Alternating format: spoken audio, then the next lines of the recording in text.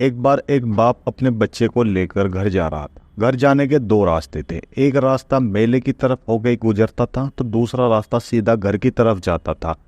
लेकिन बाप और बच्चे दोनों को पता था कि इस रास्ते पर मेला लगा हुआ है, और फिर वह बच्चा उस रास्ते पर जिद करता है जाने की जहां पर मेला लगा हुआ था। बाप मना करता है। वो इसलिए मना करता है क्योंकि उसकी जेब में पैसे बिल्कुल भी नहीं थे, और उसे पता था कि अगर वह बच्चा मेले की तरफ को गया तो वह जरूर कुछ न कुछ जिद करेगा और मांगेगा, खाने पीने की चीज या कुछ झोला झोलने की जिद करेगा। लेकिन बाप बेबस था।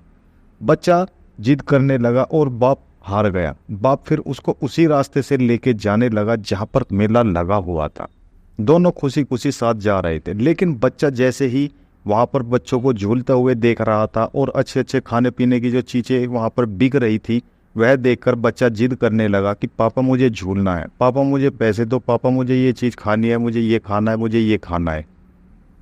लेकिन बाप काफी बेबस था क्योंकि उसकी जेब में एक फूटी कौड़ी भी नहीं थी। वह काफी परेशान था। वह कहने लगा, ठीक है बेटा, मैं तुम्हें बाद में दिला दूंगा, ठीक है बेटा, बाद में दिला दूंगा। इस तरीके से वह मेले से गुजरता रहा। और एक बार इतनी भीड़ आ गई सामने कि बच्चे की उंगली बाप के हाथ से छूट गई। बाप की उंगली छूटने के बाद बाप और बेटा दोनों बिछड़ गए। बिछड़ने के बाद जो बच्चा है काफी रोने लगा। उसको एक शख्स ने देखा और उस बच्चे से पूछा कि तुम्हारे माता पिता कहाँ पे है।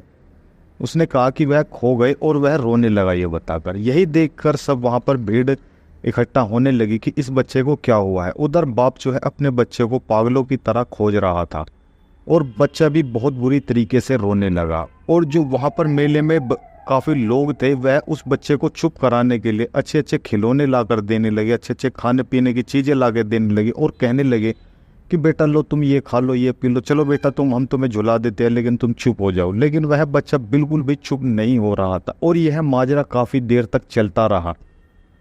उस वक्त वह बच्चा सिर्फ एक ही चीज मांग रहा था, जो थी उसका पिता। वह अपने पिता के लिए काफी परेशान था और रो रहा था।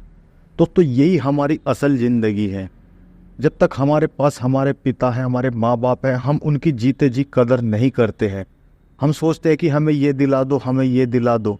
लेकिन दोस्तों, अगर खुदा ना करे एक वक्त ऐसा आया कि माता पिता चले गए, उस वक्त आपको पता चलेगा कि आप लोगों ने क्या चीज खो दी है। इसलिए रहती जिंदगी तक अपने माँ बाप की जितनी सेवा हो सके, जितनी ज्यादा उनकी कदर हो सके कर लो। मरने के बाद तो कहते हैं कि दोस्तों, दुश्मन भी दो आंखों से आंसू निकाल देता है। असली कदर करनी है तो जीते जी करो। बाप उस चीज का नाम है जो अपने आप को जलाकर अपने बच्चे के लिए रोशनी कर देता है। तो इसलिए दोस्तों, इस कहानी का मकसद यही था कि आप लोग इस कहानी से ये चीज सीख सको कि माँ बाप क्या चीज होती है, उनकी हमेशा कदर करो। बाप की मोहब्बत दोस्तों बहुत ही ज्यादा छुपी हुई होती है, लेकिन हम उसको समझ नहीं पाते। वह हमें तब समझ में आती है, तब तक काफी देर हो जाती है।